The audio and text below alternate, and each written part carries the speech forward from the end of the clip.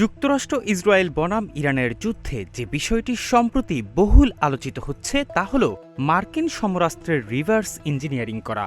সম্প্রতি ইরানের রাষ্ট্রায়ত্ত সম্প্রচার মাধ্যম প্রেস টিভি ২৬শে এপ্রিল এক প্রতিবেদনে জানায়, বিপ্লবী গার্ড বাহিনী হরমোজগান প্রদেশে ১৫টি ভারী মার্কিন ক্ষেপণাস্ত্র সফলভাবে নিষ্ক্রিয় করেছে এবং সেগুলোকে রিভার্স ইঞ্জিনিয়ারিংয়ের জন্য কারিগরি ও গবেষণা ইউনিটের কাছে হস্তান্তর করা হয়েছে।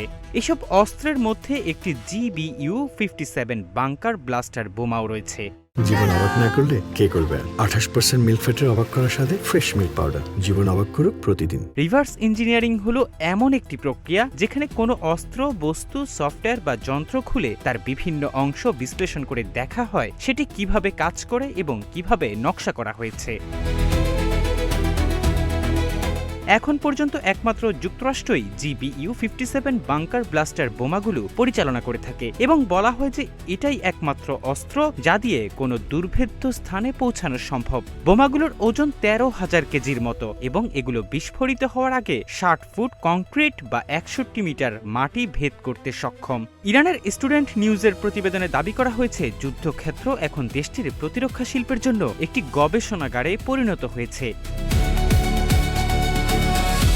এর আগে ইরান মার্কিন হক ক্ষেপণাস্ত্রের রিভার্স ইঞ্জিনিয়ারিং এবং ২০১১ সালে একটি RQ-170 ড্রোন রিভার্স ইঞ্জিনিয়ারিং করেছিল। ইরানের কায়হান পত্রিকার এডিটর ইন চিফ শরীয়ত মাদারি এসব অস্ত্রের প্রযুক্তিকে বিস্তৃত ভূ রাজনৈতিক ব্যবহারের পরামর্শ দিয়েছেন। তার মতে ইরানের উচিত যুক্তরাষ্ট্রের প্রতিদ্বন্দ্বী দেশগুলো যেমন চীন ও রাশিয়ার সঙ্গে রিভার্স ইঞ্জিনিয়ারিংয়ের মাধ্যমে পাওয়া প্রযুক্তি ভাগ করে নেয়া।